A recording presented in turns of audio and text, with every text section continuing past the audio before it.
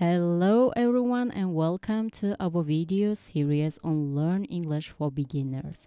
In this lesson, you will learn 0 to 20 numbers. Come count with me, also count objects that you can see. So let's get started. Lesson 3. Üçüncü ders. Today's topic, numbers. Numbers. Part 1. Sayılar. İlk kısım. Please repeat after me and follow my pronunciation. The first number. 0, 0. Not, 0. Futbol maçı sonuçları verilirken 0 nil diye söylenir. For example, Liverpool 1, Arsenal nil. 0 için yine O diyebiliriz.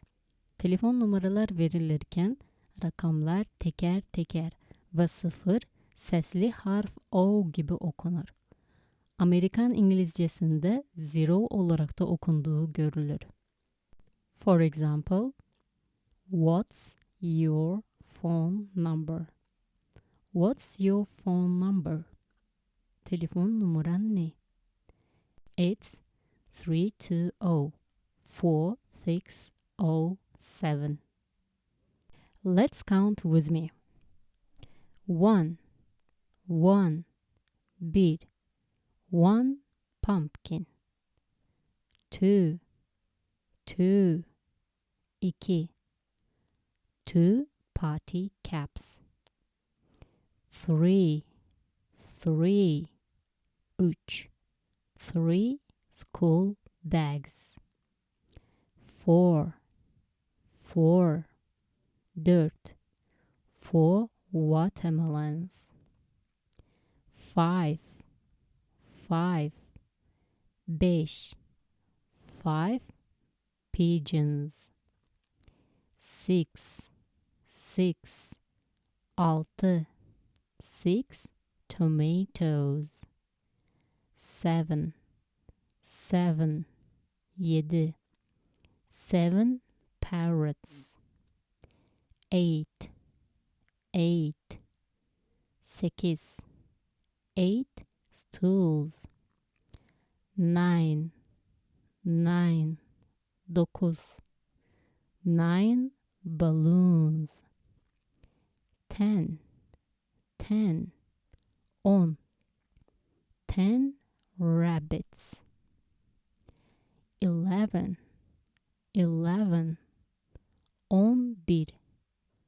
11 glasses. 12 12 popsicles. 13 ile 19 arası sayılar teen eki ile biterler. Buna teen numbers denir.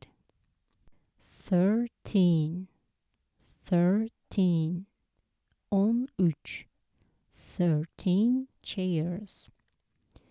14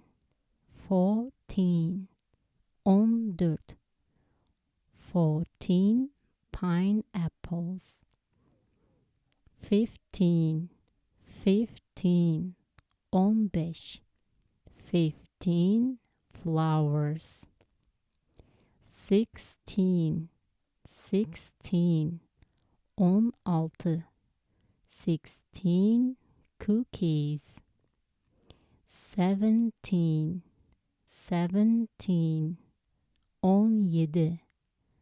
17 kites.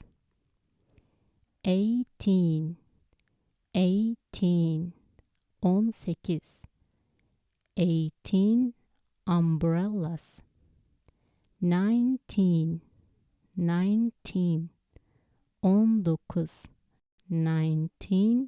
scissors. The last number 20 20 horses. Alright, now we will be summarizing all the numbers that we have learned in this video. Count with me. 0, 1, 2, 3, 4, 5, 6, 7, 8, 9, 10, 11, 12, 13, 14, 15, 16, 17, 18, 19, 20. What's your phone number? It's your turn. Thanks for watching this video. If you like this video, give it a thumbs up and share it with your friends. For more, subscribe to the channel. Check out other videos. Bye.